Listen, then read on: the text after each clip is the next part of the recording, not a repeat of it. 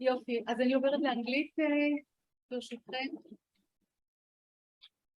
ברוכות, ברוכים הבאים. Welcome, good morning, and welcome to the annual conference of the Israeli Association for the Study of European Integration. Today, we are gathered to celebrate 30 years from the founding of the association and 30 years from the Maastricht Treaty, a landmark moment in European integration. Currently, both the EU, European Union, and Israel are facing internal and external serious challenges. Hopefully, the recent reconvening of the EU-Israel Association Council will help to promote reconsidering and deepening this important cooperation. These themes will be discussed by the specialists in the various panels throughout the conference. For me, as a relatively new co-president of the association, together with Professor Tal Sadeh, this is a very important event, and I would like to use the opportunity of marking the 30th anniversary of the association to share with you my personal history with the association. After about 10 years of living and working in academia in Europe and the USA in the fields of EU law and international trade, I went back to Israel in 1998. On a personal level, I felt at home. However, on a professional level, I felt in exile. At that time, and regrettably, to some extent until today, the importance of Israel's relations with the EU was not at the center of Israeli public interest. Shortly after my arrival in Israel, I was invited to lecture on the relations between the EU and other international organizations at an event of the association. During this event, and ever since, I felt that I have found at the association a professional community where I meet people that share the same interests, that together promote serious discussions, awareness of the importance of the relations with the EU, with its up and down sides. Since then, and along my career at the Ministry of Justice, in charge of negotiations with the EU, and in academia, I remained an active association member. Our association has been operating since 1992, and it is still one of the main organizations in Israel that promotes awareness of the significance of EU-Israel relations. Our activities focus on events that offer an opportunity for an informed exchange of opinions and actively promote research and networking in this field. Members of the association come from various disciplines: academia, law, political science, public and private sector. Our board members are doing their work at the association on a voluntary basis and cooperate in a very friendly manner. The rich program of the conference today is a great example of the spirit of cooperation in the association. First, I want to thank members of the organizing committee. Professor Alfred Tobias, among his many activities, is one of the founders of the association and a former co-president. Professor Aryeh Reich, a former president of the association, our host at Bar-Ilan University, and on a personal note, Aryeh supported me in important stages of my career in Israel, and for me, he serves as a role model for an excellent academic and a person of human values. Dr. Toby Greene, a very active board member and hopefully a future president of the association. Other board members who have contributed to organizing this conference are Dr. Maya Sion-Tzidkiyahu, the former co-president of the association that greatly promoted the aims of the association and continues to do so through her positions in academia at the Mitvim Institute also. Professor Tal Sadeh, co-president of the association, with whom I enjoy to cooperate and share great teamwork. And Naama Barak, a very active and cooperative board member. Special thanks to our hosts at Bar-Ilan, in particular to Aviva. We are grateful for the financial support received from the European Institute of Innovation and Technology, EIT Hub Israel, the Israel EU Chamber of Commerce and Industry, and the EU delegation to Israel.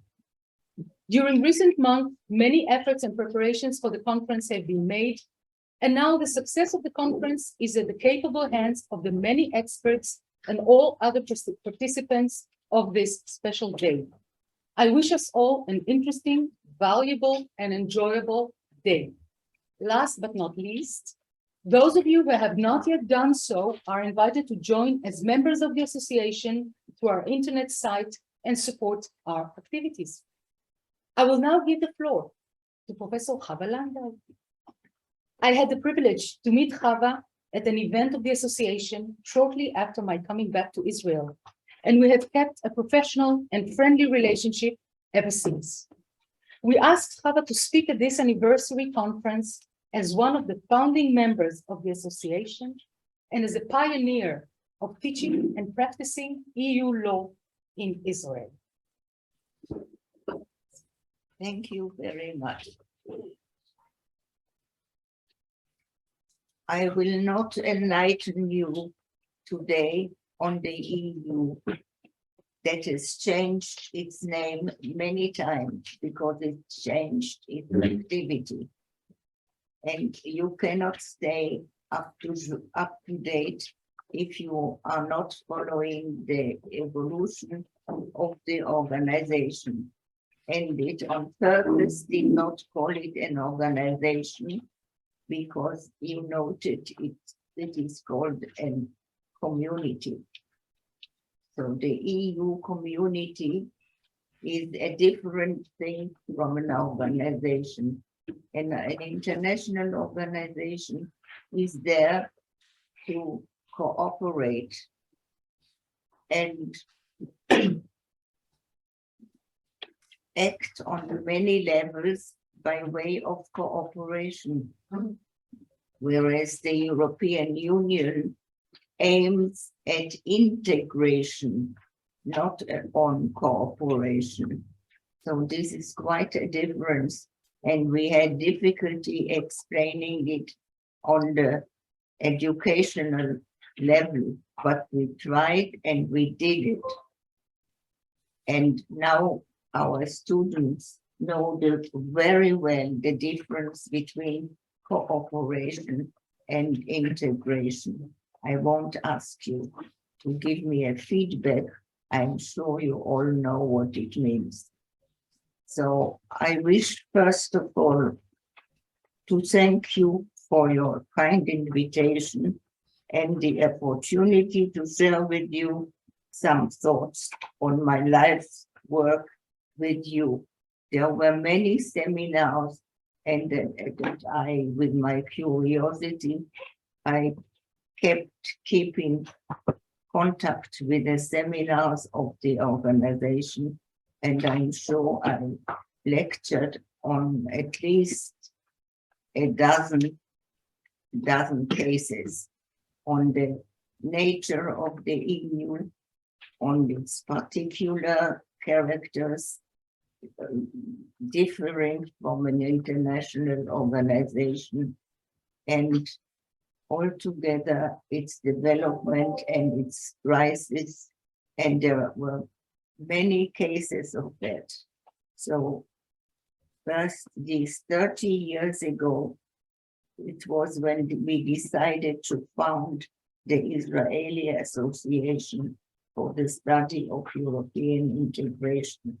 Our hope was to bring together academics and practitioners in Israel and to make them acquainted with the common market.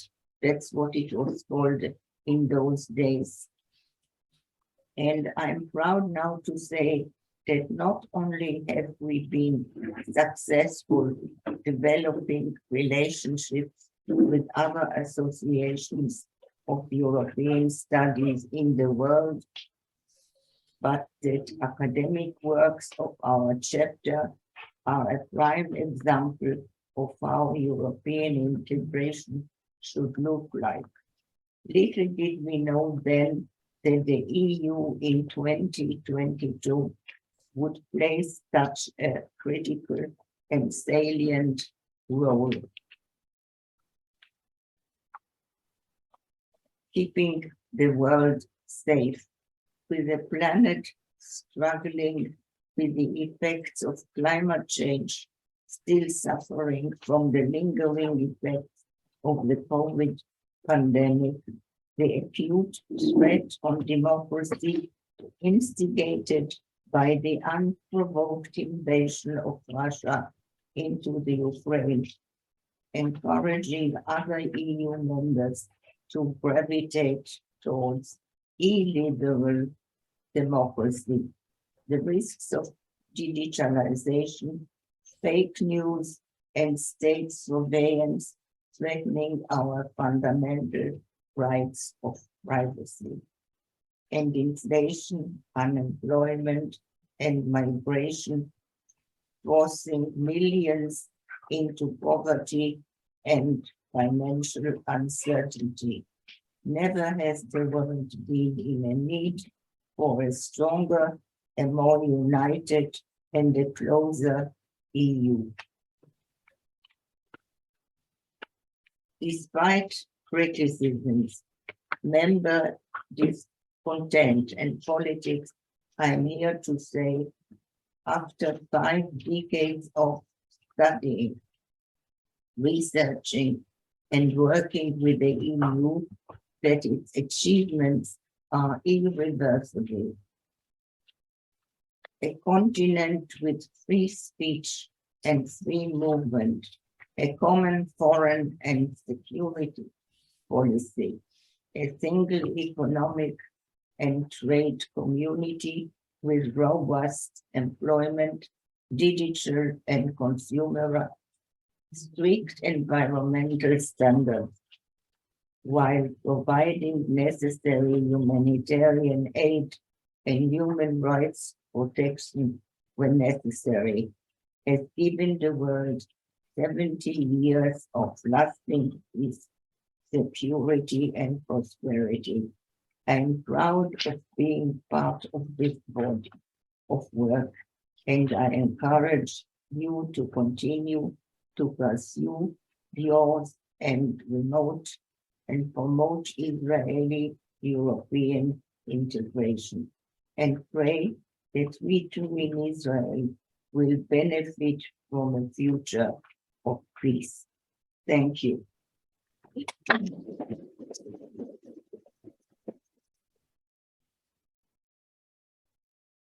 Okay, so Go ahead. go ahead. Wonderful. So I'm Michal Alberstein. I'm the Dean of the Faculty of Law. It's my first opening remarks at the conference. So I still study the practice. It is my pleasure and honor to open the ceremony to greet you with a warm welcome by the Faculty of Law, the co-host of this conference, and to celebrate the 30th anniversary for the Israeli Association for the Study of European Integration. I have not been part of this association, but I feel really connected, and I feel that I share the causes, and I admire the endeavor and the program, the REACH program. I come from the field of law and conflict resolution. So what I thought to do is first to say, thanks to my colleague and friend Aryeh Reichman, something from the Parsha, from Bereshit, about integration and avoiding war, and really the core of the European Union, and then to say something about the legal academic integration between European, American, and maybe neighboring countries. So maybe something that we hope that will happen.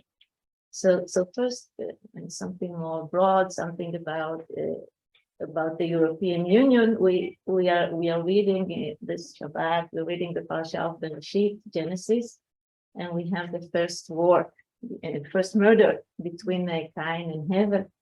And when in the commentaries and when people try to think about what were the causes for this war, so we really see the main causes for wars today. Some of them say it's about territory that they were arguing. Some of them say it's regarding a woman, and others speaks about religion. So we have the first murder, we have the first war, and part of what we see when we look at the European Union, beside all modes of integration, we have commitment to no war. We have a very steady peace and collaborative. And I'm not sure I know the difference between collaboration and integration. Maybe I learn later, but the collaborative relationship between countries. And I think this is a great example. And when you study this, I think the idea of studying and integration is so important, because we know that it's really very easy to make wars, but to maintain peace and collaboration, we have to study it very deeply. There is a full field and a program here at Bar-Ilan which also studies conflict resolution, and studying and integration seems to be like a parallel endeavor also to believe that in order to maintain sustainable and fruitful and prospering relationship, we have to invest a lot of theoretical energy, and we have to go deep and to really believe that we can't just celebrate integration, we need to study it.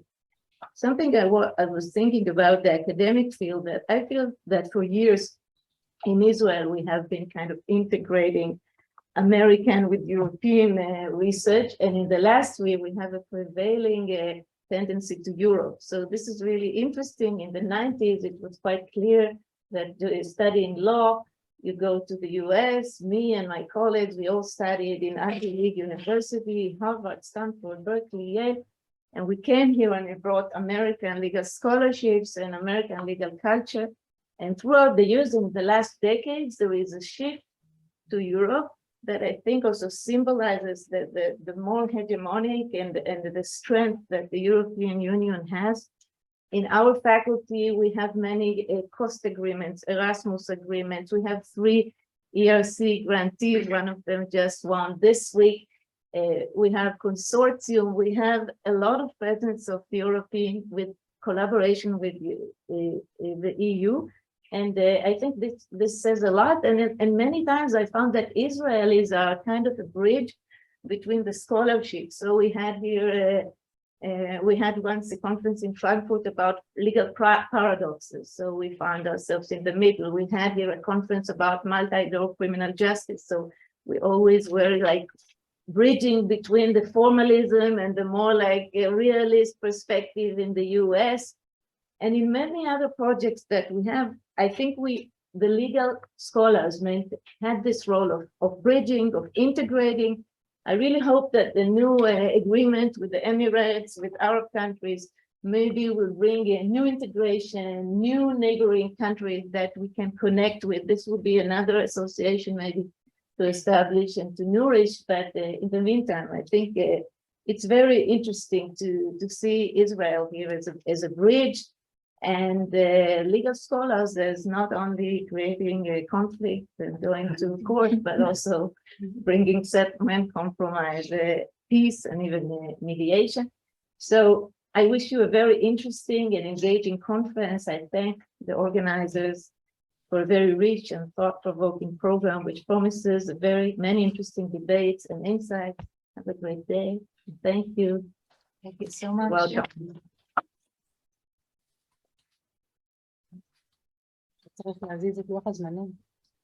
Yeah, so I guess we should add 15 minutes to each to the program. So we were supposed to start this at 9:30. We started 9:45. About 15 minutes. Not bad. Skip one of the copies. So you're the chair.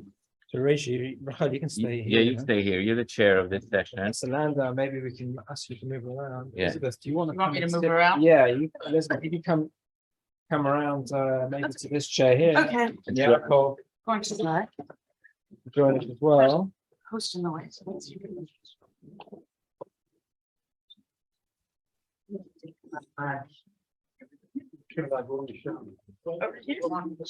Yeah, you can take the one. Yeah, if you go on the corner, you can take that out of the way.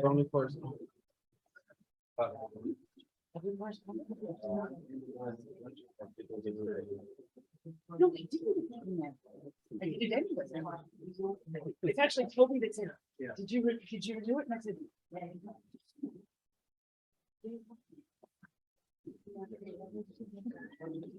We can get faces in forward.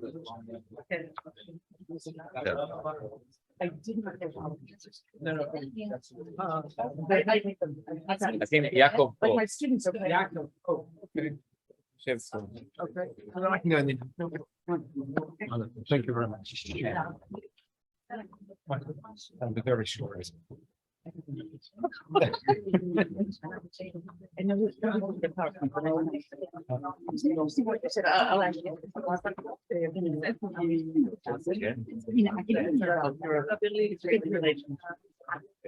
And in France? כן, בסדר גמור, אני חושב, אני אעשה.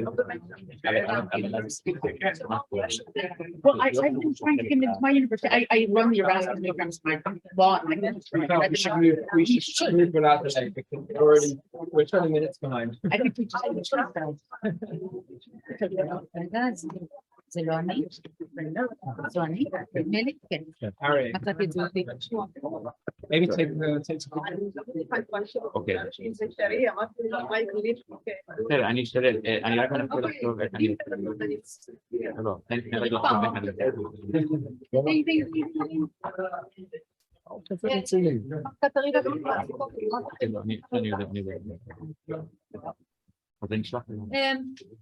We are already behind schedule, so we would appreciate your cooperation, but also without it, we're going to start.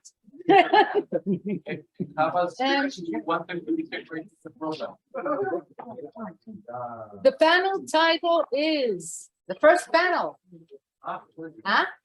Implications of the Ukraine War. People get serious. Implications of the Ukraine War for Europe and Israel. And we have here 4 speakers. Yes, one by Zoom. Welcome.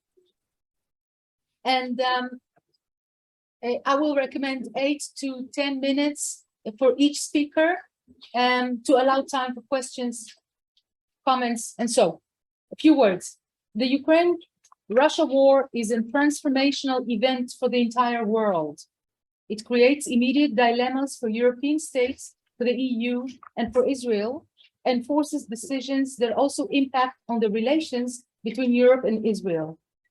Every state in the world is being forced to choose how to position itself towards Russia in the face of a massive effort by the US and the EU to sanction Russia and support Ukraine.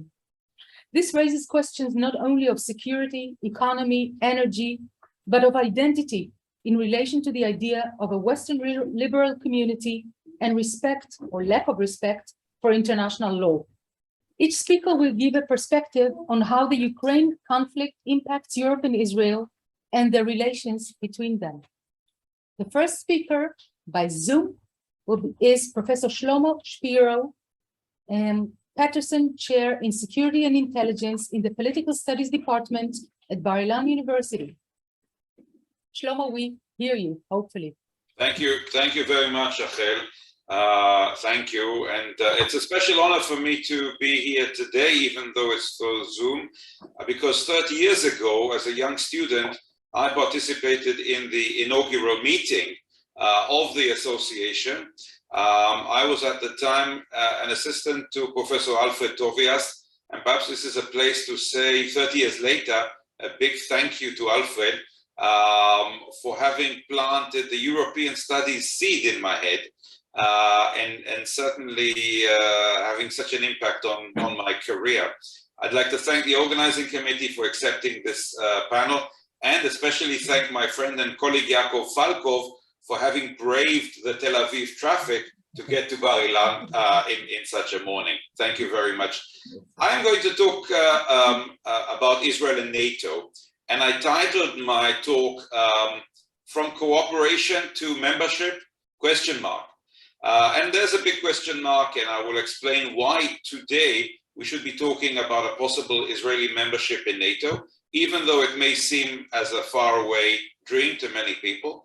A few words about the current state of Israeli-NATO relations, and I will look at the advantages and indeed disadvantages of becoming a NATO member, and what really hinders and has hindered over the years possible Israeli membership in NATO. Why are we now talking about Israeli membership in NATO?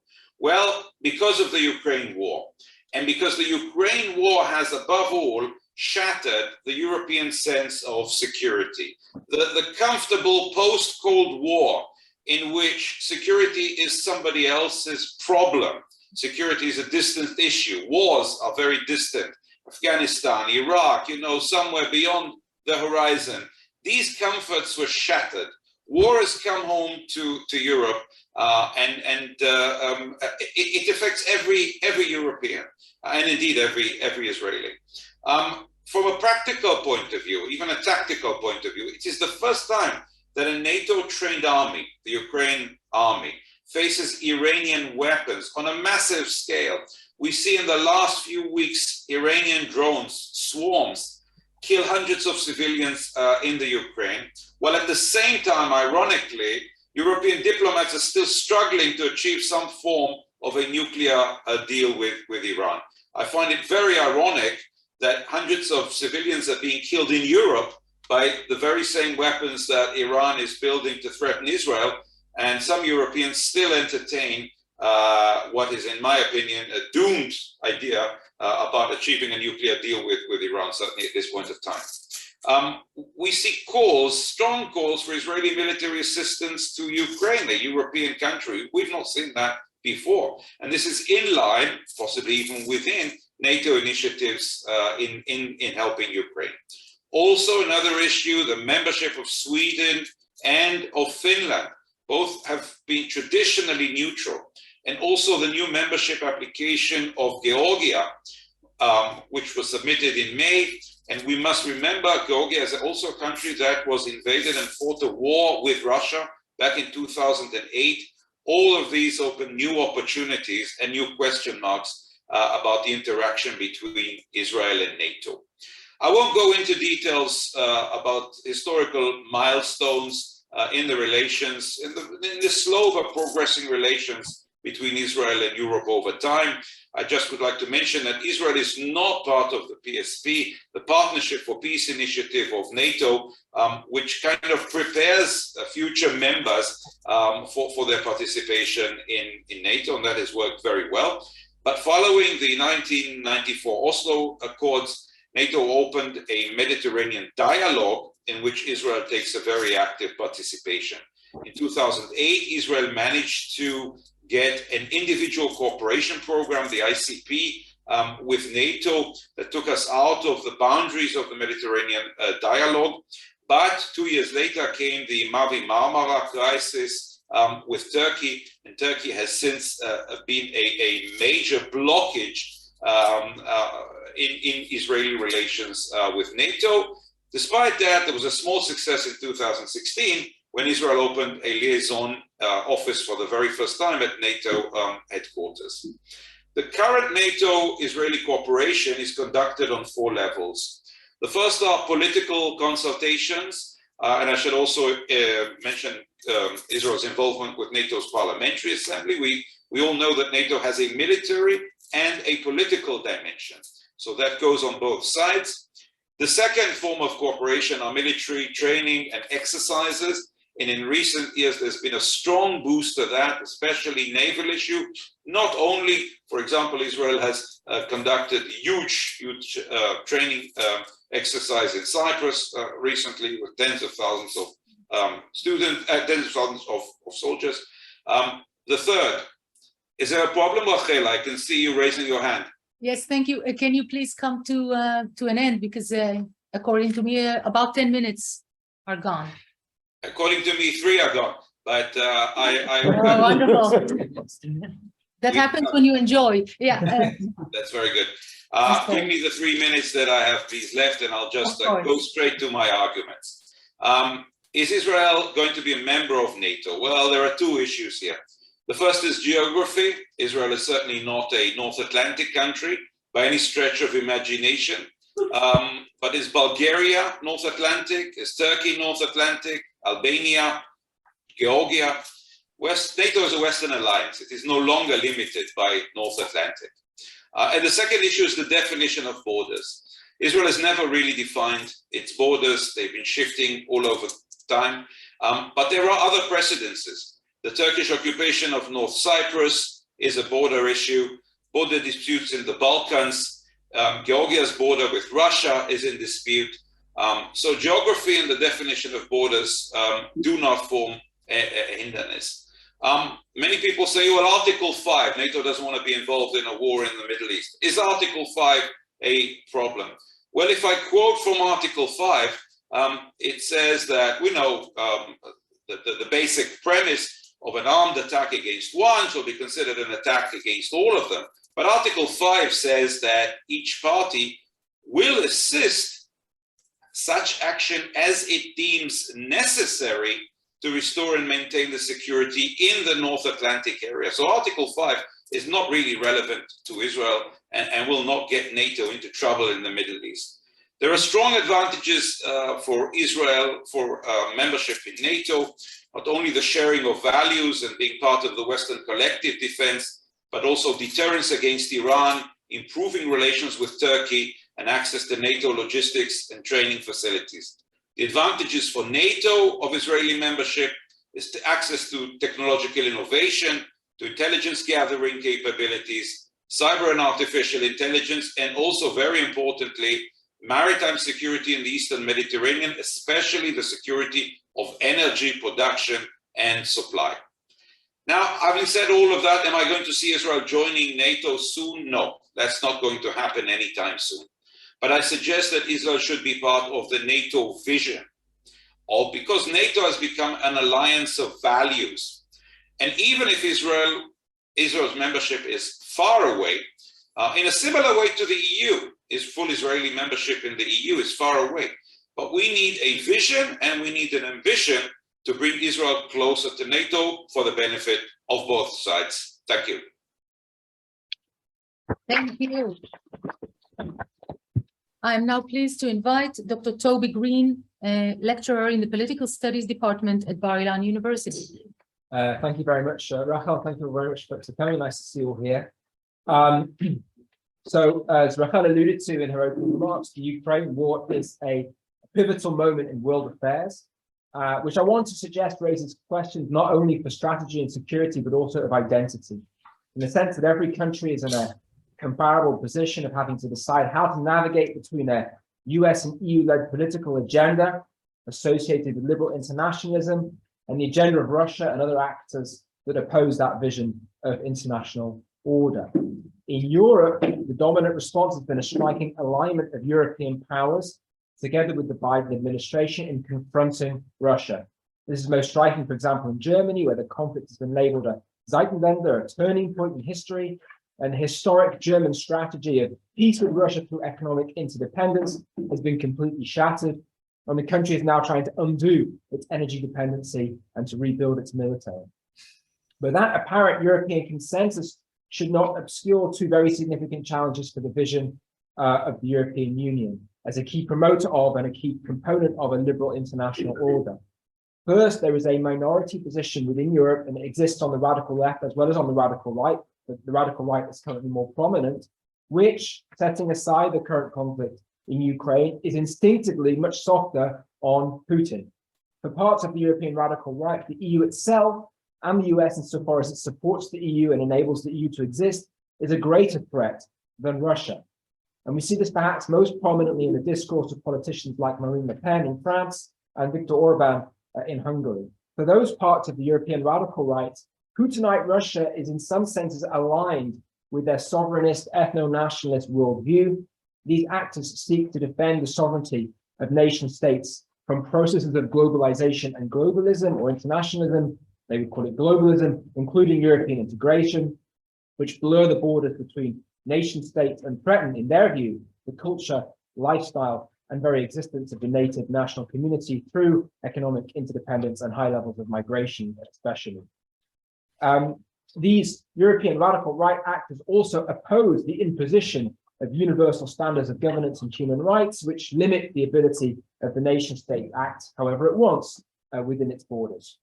In some European states, we see a broad national consensus about the commitment of the state of the country to a Western-led alliance against Russia. I think you see this in the UK, for example, thanks to the marginalization of Jeremy Corbyn and the radical left. But in other states in Europe, we see some internal political divides, including in the French case. But the underlying softness for the anti-globalism that Putin stands for in parts of the EU is only one problem.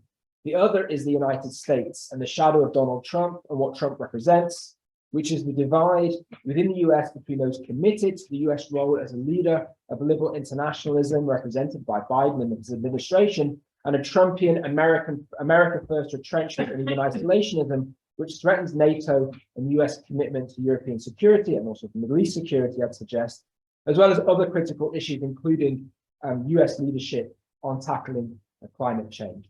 Trump's admiration for Putin and his lack of sympathy for Ukraine during his presidency is, of course, very well known. And how this conflict would look with Trump back in the White House, I think it's very hard for any of us to know.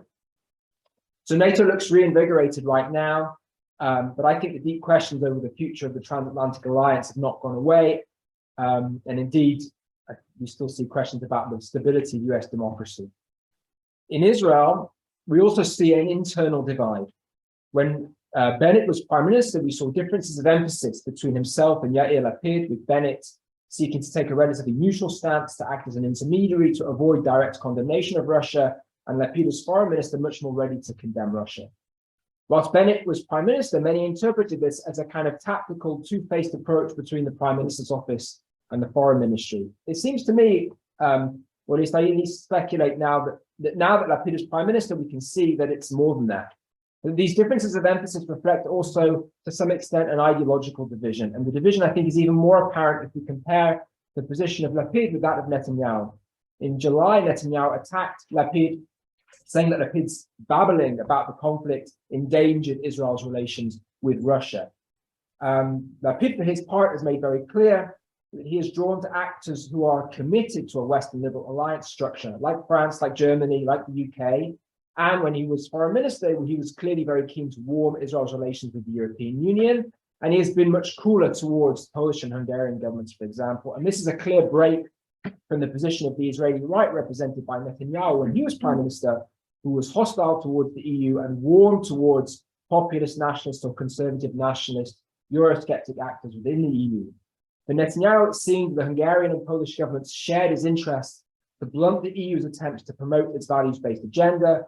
For Poland and Hungary, this is about the ability of their governments to erode the independence of the judiciary or the media or civil society, or push back against EU policies on migration or other issues like gay rights, for example.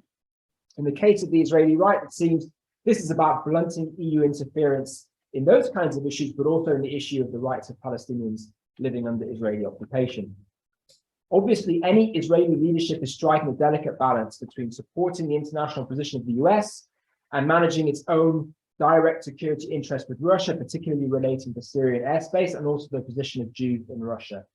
But I want to suggest the gaps we see between Lapid and Netanyahu are not just differences in calculation, and the Netanyahu's attacks on Lapid's policy are not just political point scoring.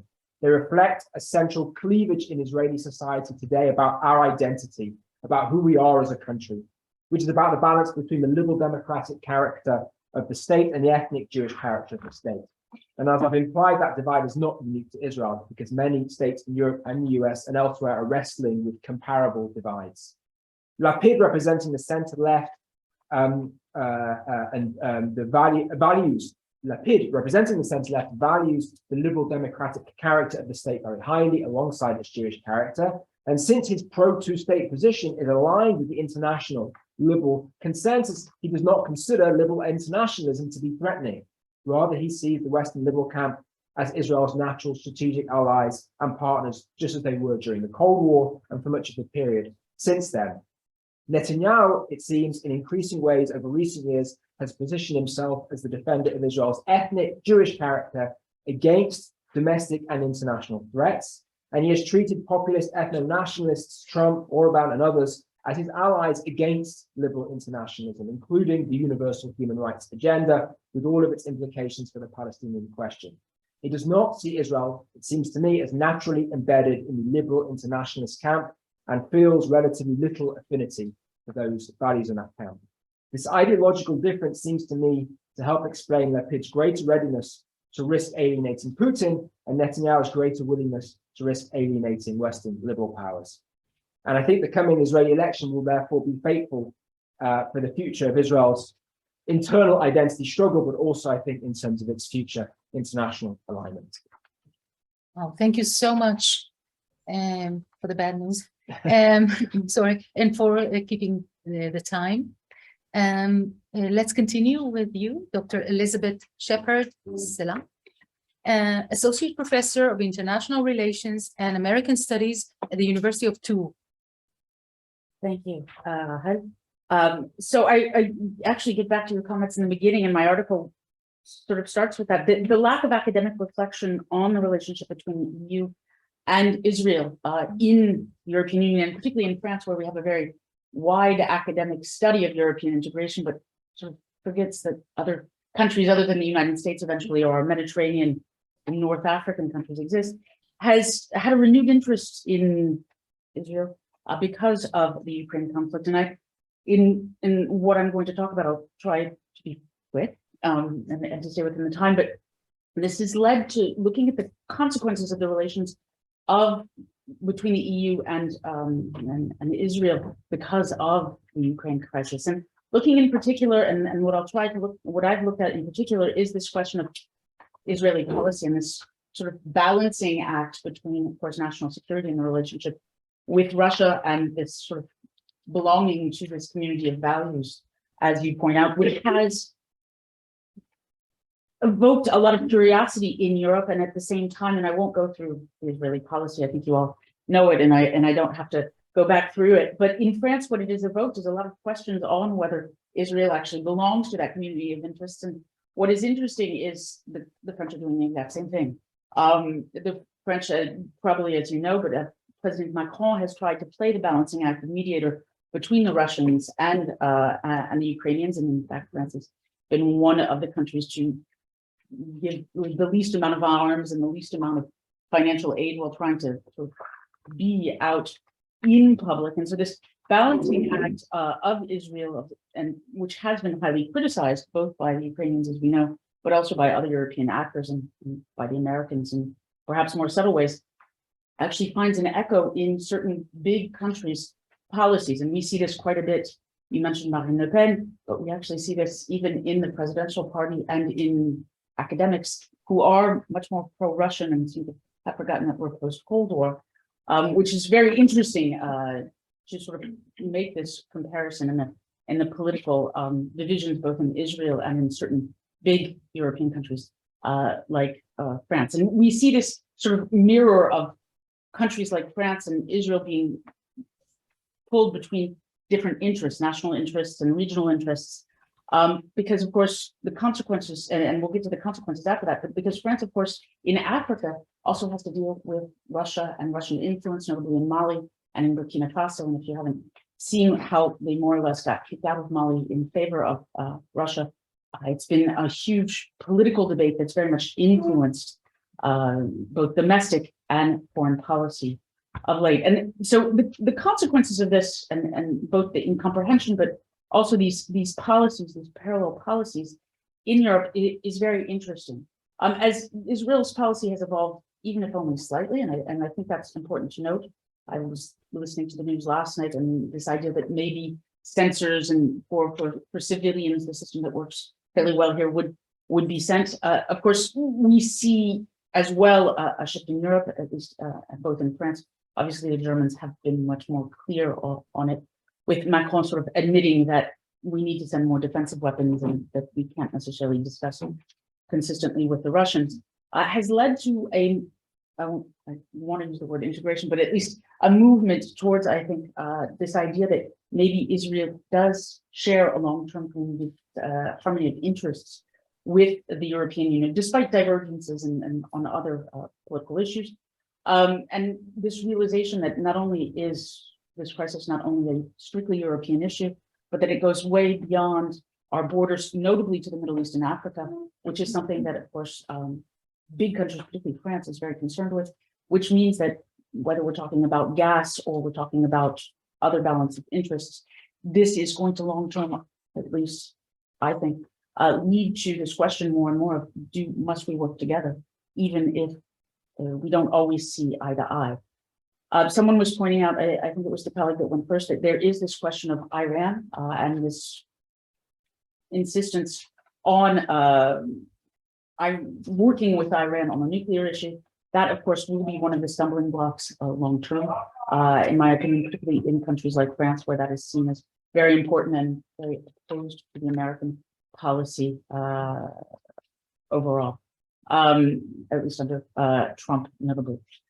So I will sort of end there saying that what I see is a movement towards both convergence and divergence, but this idea that we need to be working more and more together, because Ukraine has showed us that the issues that we have in Europe are also your issues, and that we do share, if not common enemies, at least common interests on a certain number of points.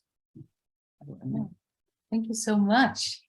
Let's jump immediately to you, Dr. Yaacov Falcov, military and intelligence historian, lecturer at Tel Aviv University and Reichman University. Yeah. Okay. Thank you very much for having me today. I would like to support my colleagues who are talking about strengthening our ties with NATO and European countries, European Union, by focusing specifically on Poland and the Baltic states, the Eastern European countries. They are literally sitting on fence vis-a-vis Russian Federation and Belarus. And historically, they are very good colleagues and partners of Western countries. In this specific region, just 100 years ago, they managed to defend themselves from the Russians, from the communists, from their aggression in this specific region, by cooperating with the Western countries, and specifically with Great Britain and France. And after the downfall of the Soviet Union, they are actually constantly threatened by the Russians, firstly militarily. The Russians are surrounding them with their military installations. They are maneuvering together with the Belarusians on the border. They are implementing different new technologies, military technologies, vis-a-vis the local countries. They are threatening them by acting in the intelligence field constantly in this region, in this very unique region. Just now, I've seen in the local press a group of local persons was discovered in Latvia and Estonia who are trying illegally sell American technologies, Western technologies to the Russians. And they are threatened constantly by the attempts by the Russians and Belarusians and to intervene in the local political scene by using the Russian-speaking community.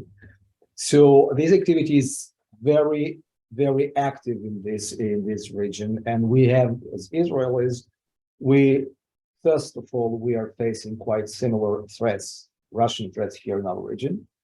Secondly, we can and must learn more about their experience and local experience in these countries.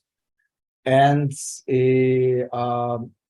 what is very important, these countries, I speak mostly about the Poles and also the Baltic countries, they are eager to strengthen this cooperation with Israel. There is already a very good basis for such strengthening of the cooperation. For example, we, as Israel, we are selling missiles, spike missiles to the Latvians, for example. There is a very good cooperation with the very well-known cyber center in Estonia. But to my opinion, much more can be done and must be done in this field. Actually, we have here a very good basis for strengthening our cooperation with the NATO countries by using this very good platform and going through this region to the entire bloc. And that's it. Oh, It was wonderful. very brief, yeah. Thank you so much. Now, maybe people will engage you in more details. So we open the floor for questions, comments. Feel free. As we are a small group, just go ahead. First, second, third, and more. I want to ask Shlomo regarding what you mentioned about Article 5.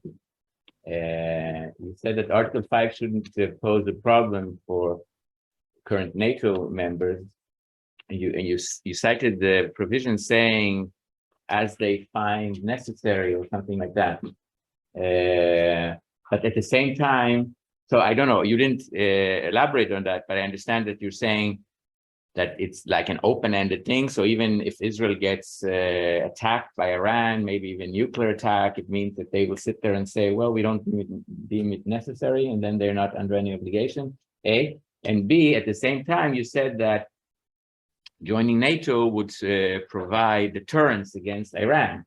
But so that's kind of contradictory, because if Article 5 doesn't impose any obligation on the NATO members to come to the assistance of Israel, then where is the deterrence? And if it does require them to come to an assistance, then maybe it is a concern for them, because they don't want to get involved in the Middle East conflict.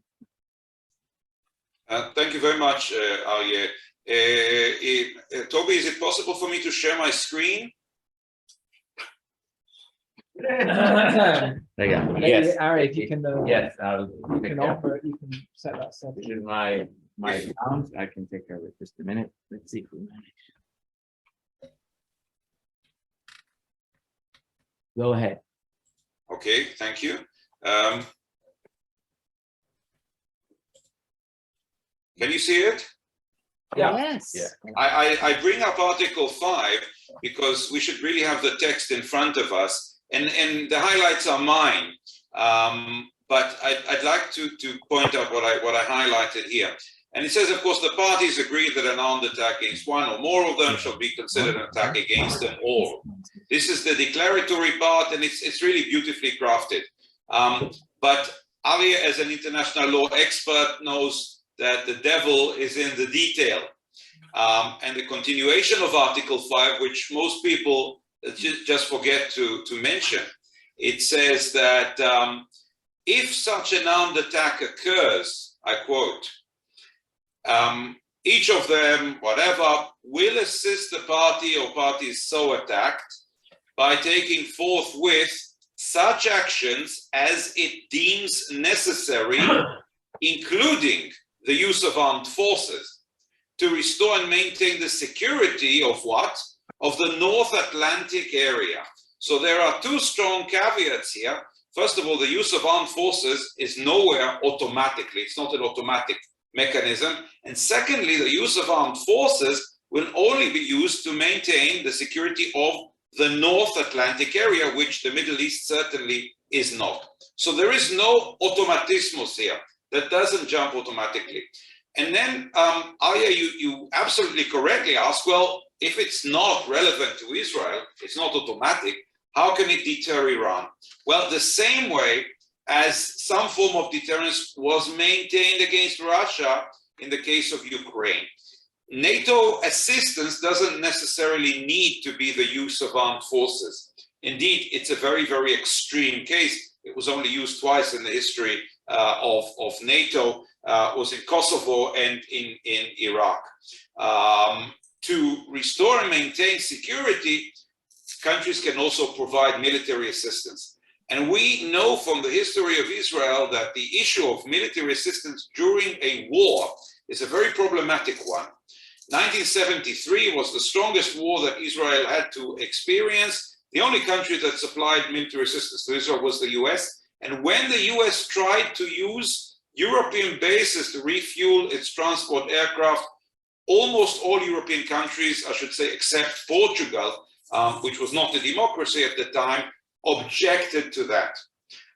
And so the issue of deterrence against Iran would not be that NATO armies would suddenly rush to the help of Israel in case of an attack, but it would be that NATO would provide logistical and military assistance in a very quick and a very efficient manner, in a similar way which they did to the Ukraine right after the start of the war.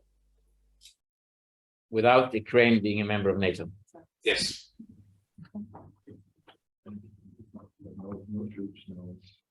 Also, Shlomo, just I would mention that I think Article 5 was only operated once, and that was 9/11. Yes. Kosovo and Iraq are different matters. No, 9/11, the terror attacks in New York and Washington. Exactly. But they were coalition of the beginning.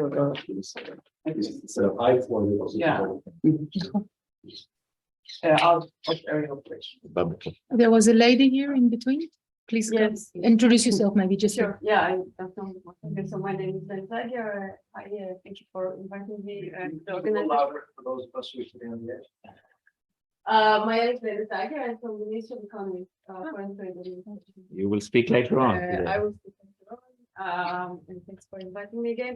I wanted to follow up on Dr. Toby's Greene intervention and to ask regarding the anti-globalism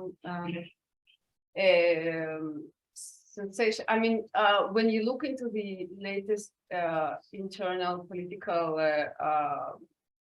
developments in the European Union, such as in Sweden, in France, of course, Italy. How do you see the development as long as the war continues and the pressure on consumer prices and energy prices goes up?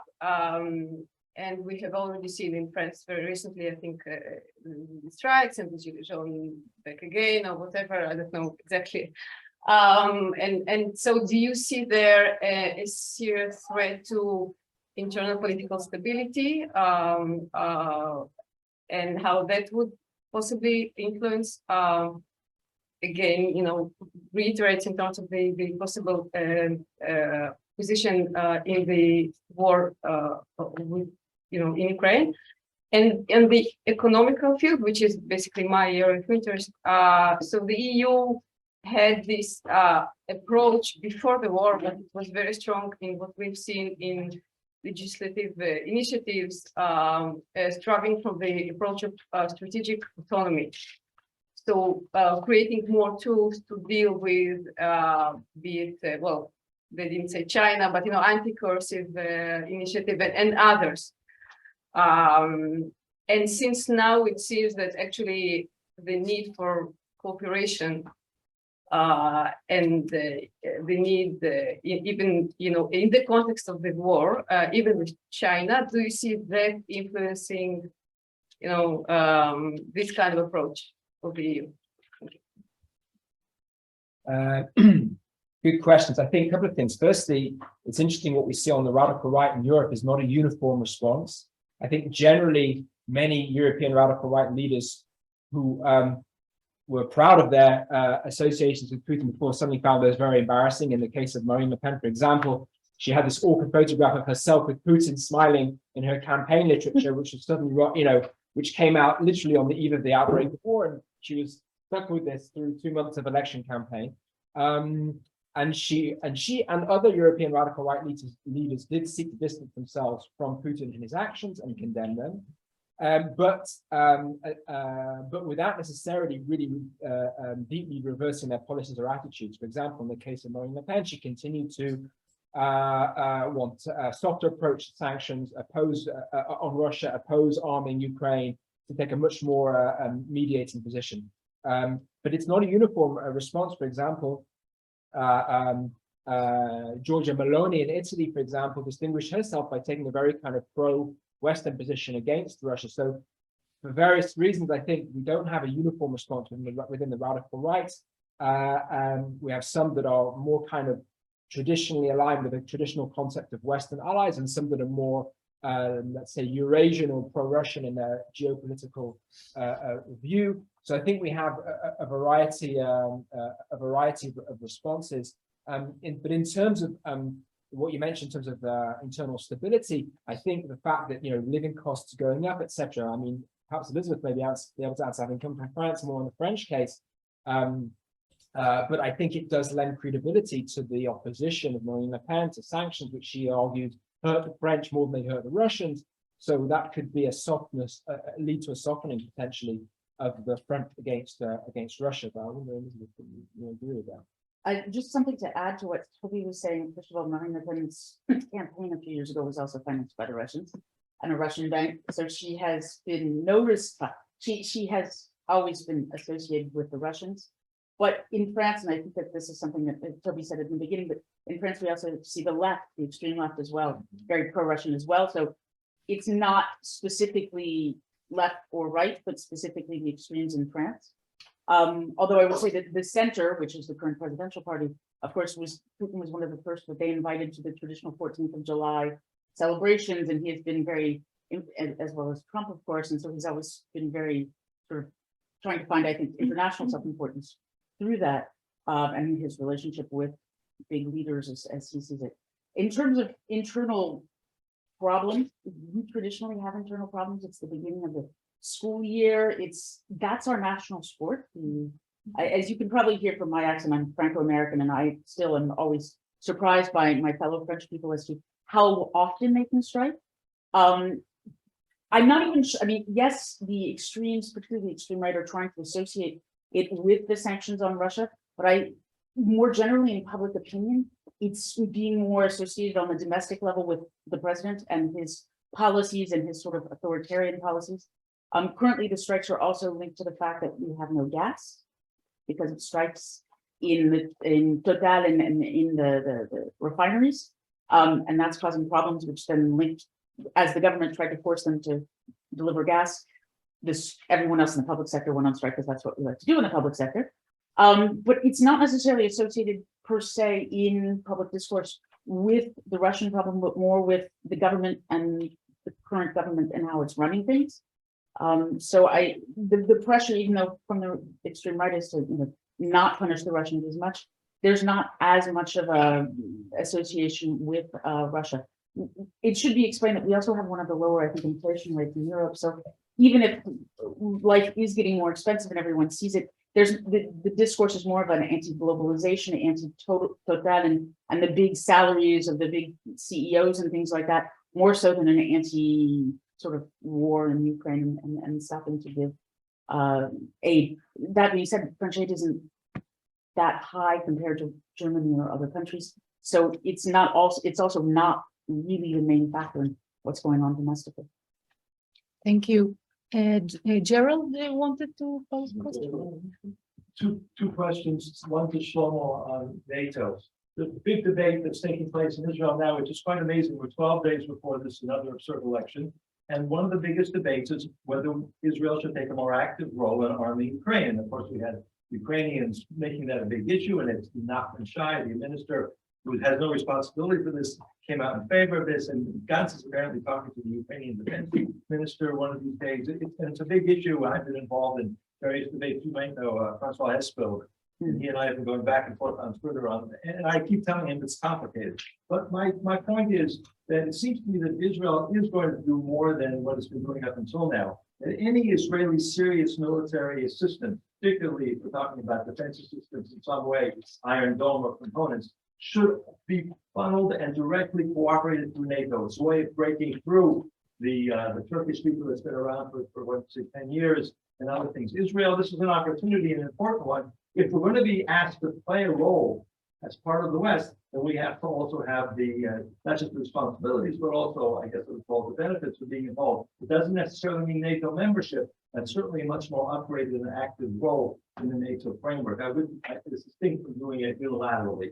So I'd be interested in your comments on that. One quick comment, probably a longer response from Toby, and that is there are lots of ways of interpreting the way in which I would say the Western European stance on human rights, on the normative foreign policy, and the interaction with Israel is affected by the Ukrainian war. But one of the ways which might be taking place, and I won't go into the various signs that I see, you probably see more, one way or the other of this, is that the idealist, norm-based, value-based European foreign policy, which they were so proud of for so many years, is now shattered.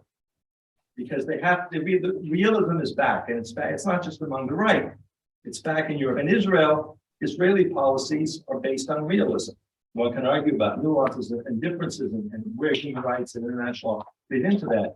But it seems to me that this is not just an opportunity, but I see it at least among certain areas. And I believe that von der Leyen's visit here, it's also got to do with the energy, that her speech in Beersheba and the convening of the Association Council, despite a lot of noise, and I'll talk about that in my presentation around it, was about realism.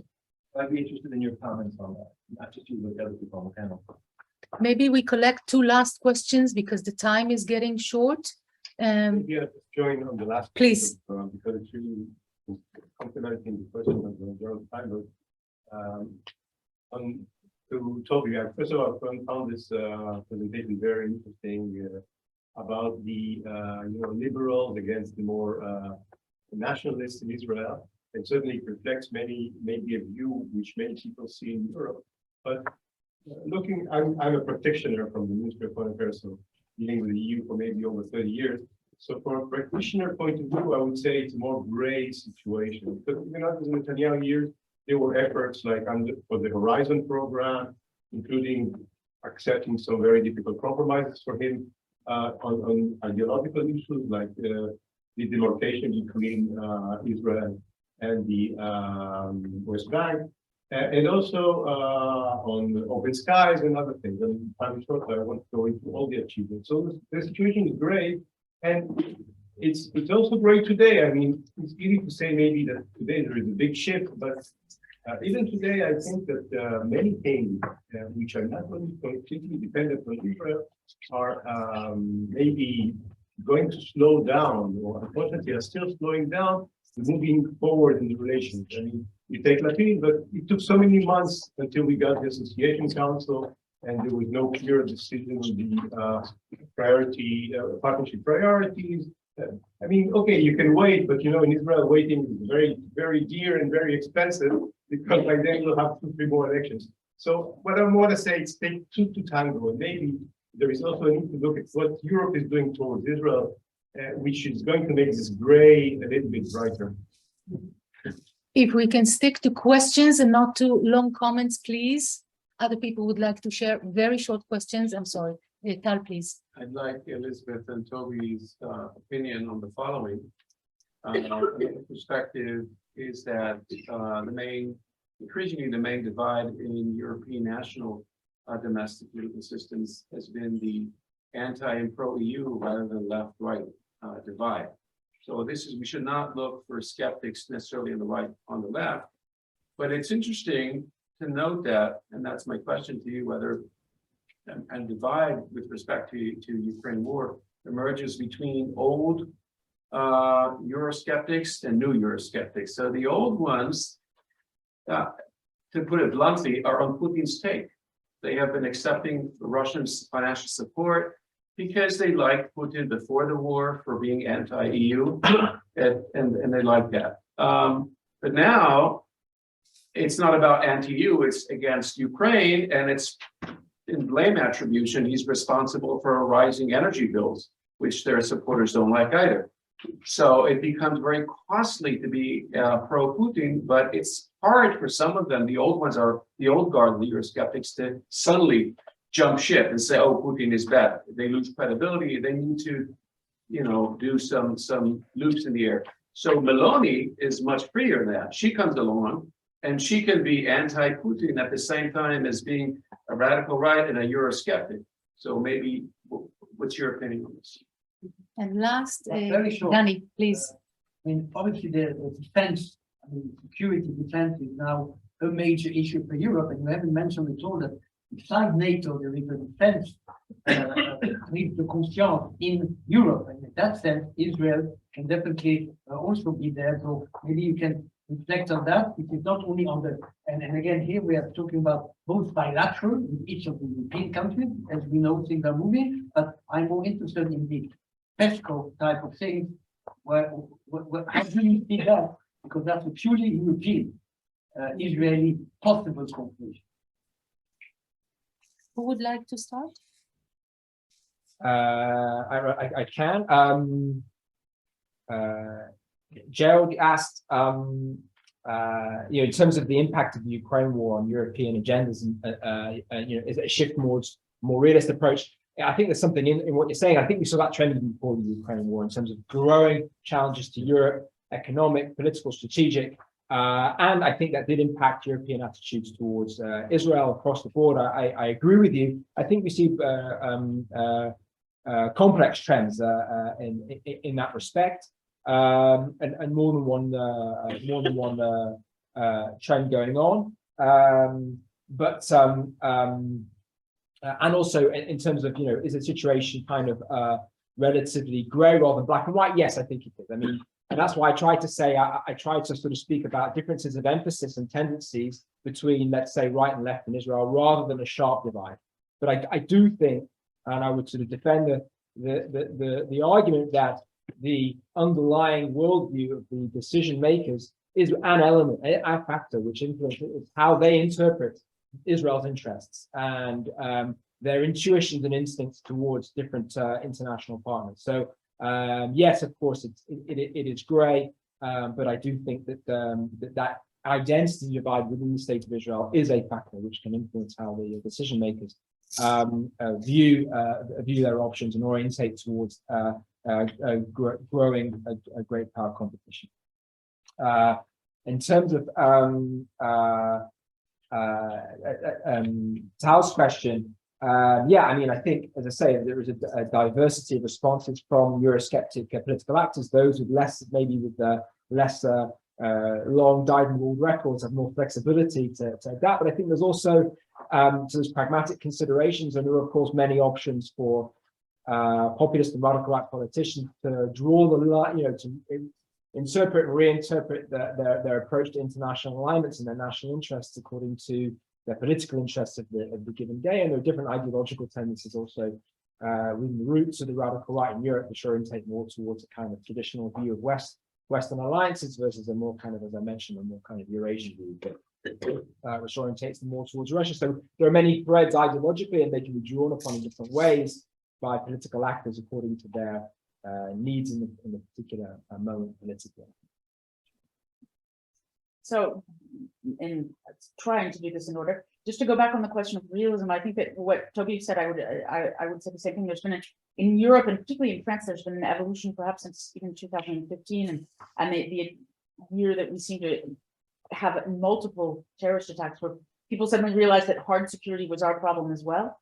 And this idea that we do share common problems, and I've worked on counterterrorism policy, and we turn very much towards Israel and what Israel has done to look at both the local level and particularly I work in consulting with municipalities to what's being done and how we can adapt that to our situation. So I think that, yes, definitely a sort of turn towards realism, but it's not suddenly, we didn't wake up in last February and say, oh, there's war in Europe. We had another form of war, particularly in France, where we do have a real problem, and where we were, of course, in Syria and so forth. So I think, yes, but I think it's more evolutionary than suddenly waking up one day and saying, oh no, there's war in Europe. On the question that Tal was asking on this old and new Eurosceptics, I think it's interesting, and I'm only more familiar with the Marine Le Pen case, but she's actually also tried to a certain extent, on the domestic level, play down her Euroscepticism compared to her father in particular.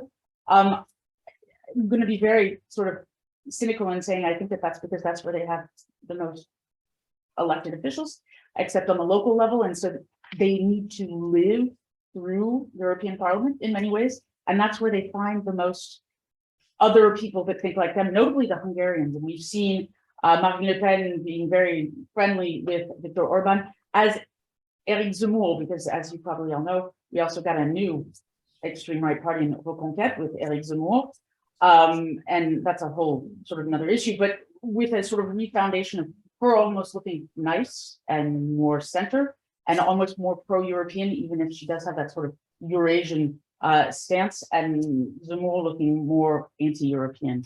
As for the crise de conscience, and I look a lot at the European the CDSP, I think that, again, counterterrorism was the sort of basis to a large extent for saying we do have interests with other people outside of our little sphere, and particularly for big countries like France who do have expeditionary policies and do like to go abroad for various reasons, whether it be Kosovo, which was mentioned by Shlomo, or in other places, this idea that we do need to be looking at and cooperating and at least discussing with those outside of the European Union and in particular Israel, and whether it be an intelligence sharing or otherwise, which is something that we've seen quite a bit and more. So I think there has been a prise de conscience in this idea that we do share a certain number of values without necessarily talking about even human rights, but the threats that we share that are very similar, are pushing us to look towards Israel for maybe solutions, since we're certainly much more expert in the question.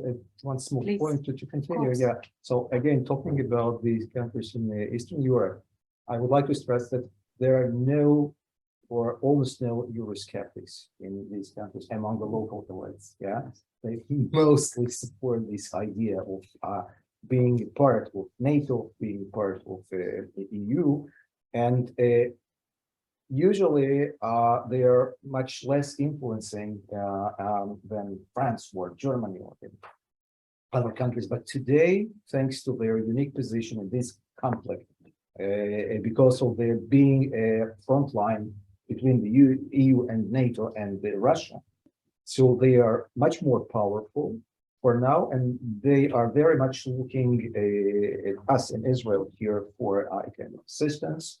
First, for the technological assistance, our knowledge and our intelligence. So this is very, to my opinion, this is a very nice opportunity for us as Israelis to come and to cooperate with these countries in order to be able to strengthen our general ties with NATO and the EU. Thank you In so response much. to No, can you keep it very, very short, because Very time short. is up. in response to Gerald's question, we have to be aware of the fact that the Israeli narrative for decades has always been that of a victim of aggression. And even our best friends in Europe cannot really understand Israel's ambivalence in providing assistance to the Ukraine, which is obviously another victim of aggression. I agree with Elizabeth, there is a problem there, and there will be a price to pay, once the cannons will stop firing. I think the Europeans should dangle NATO membership to Israel in the framework of the negotiations for treaty with Iran, because if this treaty is so perfect and reassures Israel's security, there's no problem. And there has to be not a reward to Israel, but a reinforcement, yes. Thank you so much to all the panel members. And please, shall we continue immediately to the next panel and have a coffee break just after? So please be seated, remain seated.